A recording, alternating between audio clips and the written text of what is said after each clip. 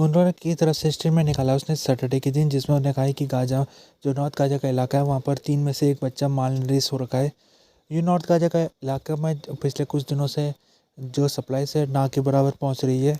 और north Gaza का इलाका अगर देखा जाए तो ये इलाका, इसमें सबसे पहले इज़राइल ने फायरिंग और ऑपरेशन यहाँ पर किया था उसने। नॉर्थ गाज़ा में इस समय 1 लाख से ज़्यादा लोग यहाँ पर इस समय रहते हैं और पिछले जब से लड़ाई शुरू हुई है 6 महीने होने वाले, तब से यहाँ सप्लाईज़ ना के बराबर पहुँच रही है। तो यहाँ पर की जो सिचुएशन है वो सबसे ज़्यादा गंभीर है अगर गाज़ा के सभी इलाकों को देखा जाए तो।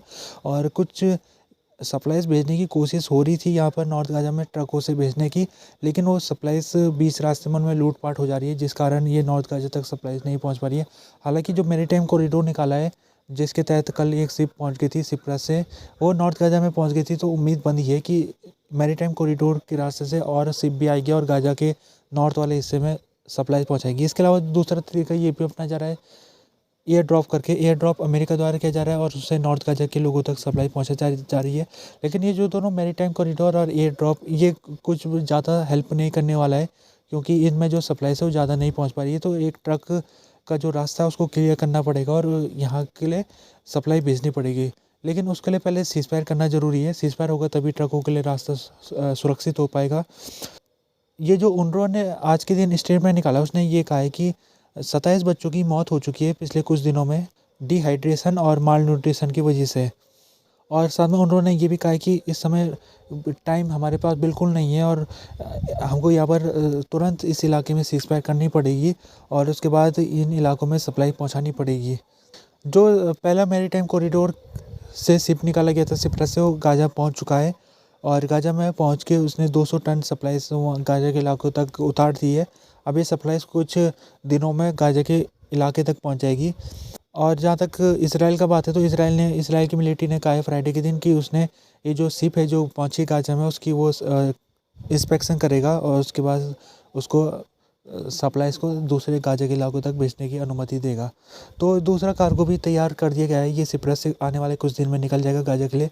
तो इस तरह से जो आने वाले कुछ दिनों में ये मैरीटाइम कॉरिडोर को बढ़ा दिया जाएगा और एक दिन में कई शिप यहाँ से निकलेगी सिप्रस से और गाज़ा तक पहुँचेगी। कोशिश ये है कि जो गाज़ा का इलाका है उसमें सप्लाईज़ को किसी तरह से लोगों को पहुँचा जाए, क्योंकि फैमाइन की सिचुएशन है गाज़ा में। और अगर ये सप्लाईज़ तुरंत पहुँचती है गाज़ा के इलाके में, तो उम्मीद है कि जो लोगों की स्थिति है उसमें थोड़ा सुधार आएगा।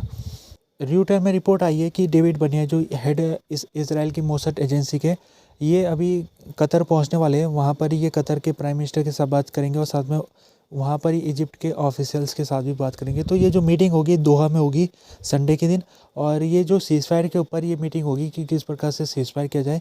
अभी कल के दिन खबर थी कि जो हमास है उसने अपना एक ऑफ़र भेजा था, सीज़फायर ऑफ़र, जिसमें उसने इसराइल को कहा था कि आपको हमारे 600 से 700 फ़िलिस्तीन लोगों को जो आपने अपनी जेलों के अंदर बंद कर रखा है उनको छोड़ना पड़ेगा और हम बदले में 30 से 40 हॉस्टेजेस को छोड़ेंगे।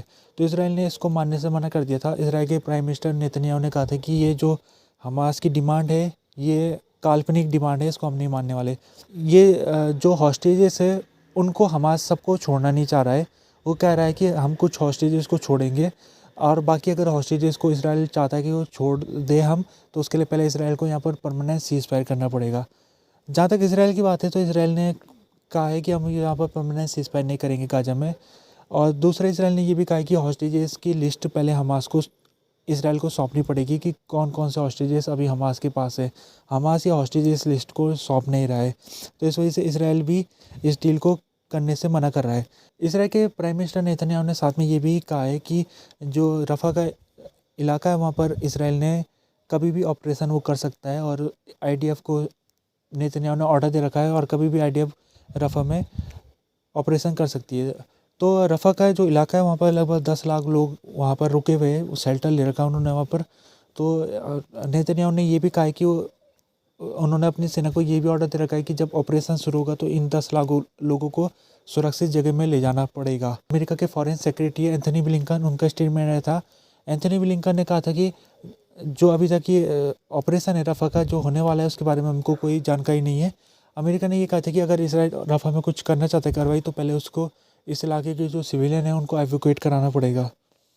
चक शुमाकर जो कि डेमोक्रेटिक लीडर है, इन्होंने परसों एक बयान दिया था जिसमें इन्होंने इसराइल की गंभीर आलोचना की थी। पहले तो इन्होंने कहा था कि इस तुरंत गाजा में सीज़फायर होना चाहिए। दूसरा इन्होंने कहा था कि इसराइल में इलेक्शन होने चाहिए, यानी कि नेतन्याहू को इस्तीफा देना चाहिए। तीसरा इन्होंने कहा था कि इसराइल इस लड़ाई में अपना रास्ता खो चुका है। चक शुमाकर का जो बयान था ये काफ़ी विस्फोटक था, तो इसके कल के दिन इसका रिस्पॉन्ड बाइडेन की तरफ से आता है। बाइडेन ने चक शुमाकर का जो स्पीच है उसका उन्होंने स्वागत किया था और कहा था कि चक शुमाकर की जो स्पीच थी वो शानदार स्पीच थी, और उन्होंने ये भी कहा था कि कई अमेरिका लोग चक शुमाकर की बातों से सहमत है। जबकि आज के दिन रिपब्लिकन पार्टी के बड़े नेताओं ने रिस्पॉन्ड किया है, जिसमें माइक जॉनसन जो कि हाउस के चेयर है, स्पीकर है, तो उन्होंने चक शुमाकर के बयान की निंदा की है और उन्होंने कहा है कि ये चक शुमाकर का जो बयान है इनएप्रोप्रिएट है। इसके अलावा जो रिपब्लिकन पार्टी के सीनेट में लीडर है मिच मैकनर, उन्होंने भी चक शुमाकर के बयान की आलोचना की है और कहा है कि अमेरिका को दूसरे देशों के इंटरनल अफेयर में दखल नहीं देना चाहिए। जहाँ तक बेनी गैंज है, ये इसराइल के वार कैबिनेट मेंबर है, इन्होंने भी चक शुमाकर के बयान की निंदा की है और कहा है कि चक शुमाकर का बयान काउंटर प्रोडक्टिव हो सकता है। कुछ दिन पहले जो फ़िलिस्तीन अथॉरिटी की सरकार है वेस्ट बैंक में, उसने अपनी गवर्नमेंट को चेंज कर दिया था और जो पुराने प्राइम मिनिस्टर थे मोहम्मद सतैया, उन्होंने इस्तीफा दिया था।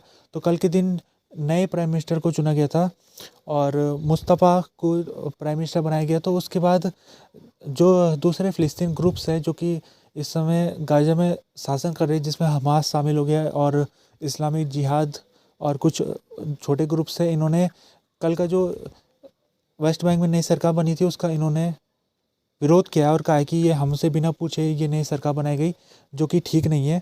तो जो फतह पार्टी है उसने रिस्पॉन्ड किया और कहा है कि हमको हमास से परमिशन लेने की कोई ज़रूरत नहीं है, क्योंकि हमास ने जब 7 अक्टूबर का अटैक किया था तो उस समय उसने हमसे नहीं पूछा था, ना ही हमसे उसने सलाह मशवरे किया था। तो हमको हमास से कोई परमिशन लेने की ज़रूरत नहीं है। अभी ये जो नए प्राइम मिनिस्टर बने हैं मुस्तफ़ा, तो कोशिश इनकी ये होगी कि जो इस समय वेस्ट बैंक में करप्शन होता है या फिर दूसरे इकोनॉमी काफ़ी डाउन है तो उसको सुधारा जाए। और अगर ये काम ये कर लेते तो अमेरिका की नज़रों में ये एक ऐसे नेता के रूप में आएंगे जिसमें अमेरिका विश्वास कर सकता है। और अमेरिका क्योंकि सोच रहा है कि हमास के ख़त्म होने के बाद जो गाज़ा का इलाका है वहाँ पर भी फतह पार्टी को लाया जाए। तो ऐसा अगर हो जाता है तो फिर फतह पार्टी वेस्ट बैंक में भी शासन करेगी और वो जो गाज़ा का इलाका है वहाँ पर भी शासन करेगी। तो फिर उसके बाद 2 स्टेट सॉल्यूशन हो सकता है यहाँ पर संभव, और फतह के फतह के नीचे ये 2 स्टेट सॉल्यूशन बन सकता है। और अगर ऐसा होता है तो फिर इसराइल यहाँ पर इसका विरोध कर रहा है, क्योंकि उसे लगता है कि अगर फतह पार्टी गाज़ा में भी आ जाएगी तो फिर उसके लिए मुश्किल हो जाएगा। तो इसके लिए इसराइल अभी विरोध कर रहा है। वो